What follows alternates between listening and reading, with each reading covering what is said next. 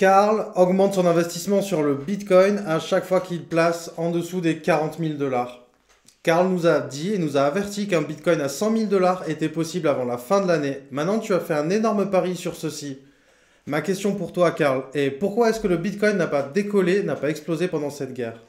Bien, premièrement, je pense que regarder le Bitcoin et s'y intéresser à court terme est un petit peu à l'encontre de l'utilité que peut avoir le Bitcoin, puisque le Bitcoin est une solution à long terme, un remède contre un système financier complètement malade. Et je pense que d'ici les prochaines 5 à 10 années, je pense que quand on regarde ce type d'horizon, c'est ce qu'il faut, c'est la vision que j'ai sur le Bitcoin personnellement. Et donc la question maintenant de savoir pourquoi est-ce que le Bitcoin n'explose pas avec cette guerre, eh bien je pense que les fondamentaux derrière le Bitcoin n'ont jamais été aussi forts, aussi puissants. Quels sont les fondamentaux dont tu parles sur le Bitcoin qui n'ont jamais été aussi forts, qui vont nous amener à un Bitcoin à 100 000 dollars d'ici la fin de l'année? Premièrement, le hash rate, la puissance de minage qui est à l'heure actuelle à l'œuvre sur le Bitcoin est en train de continuer à augmenter et le nombre de personnes qui utilisent le Bitcoin ou qui hold du Bitcoin augmente aussi. Et dans des temps d'incertitude comme nous avons en ce moment, les gens se tournent de plus en plus vers le Bitcoin comme une nouvelle forme de réserve de valeur, puisque le Bitcoin n'a pas d'attachement politique, n'a pas d'orientation politique.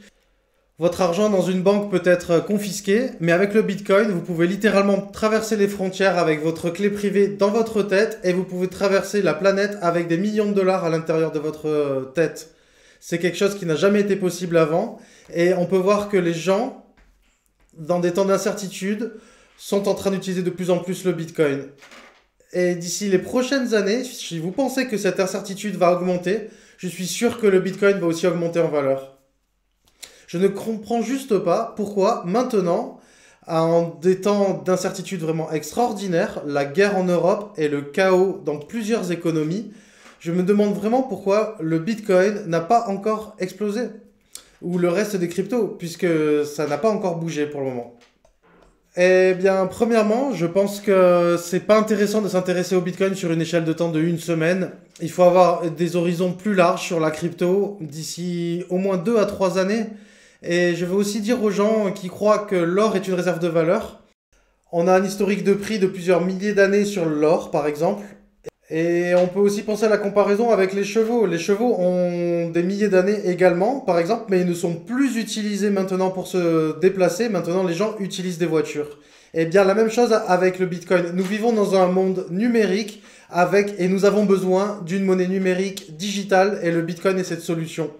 Et je pense que quand les gens vont réaliser ceci, ça va prendre quelques temps avant que nous voyions la transformation totale du marché.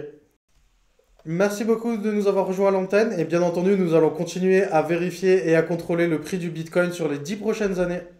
Et merci beaucoup pour votre attention, d'avoir regardé ce petit extrait de Fox Business et où j'ai bien précisé que le Bitcoin était la seule monnaie qui était apolitique, qui n'avait pas de limite politique justement.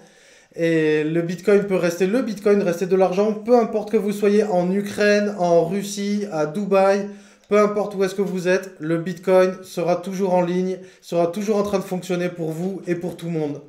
Et je pense que c'est révolutionnaire et je suis vraiment si heureux de faire partie du Bitcoin, en plus particulier dans des temps d'incertitude comme cela. Donc merci beaucoup pour votre soutien comme d'habitude.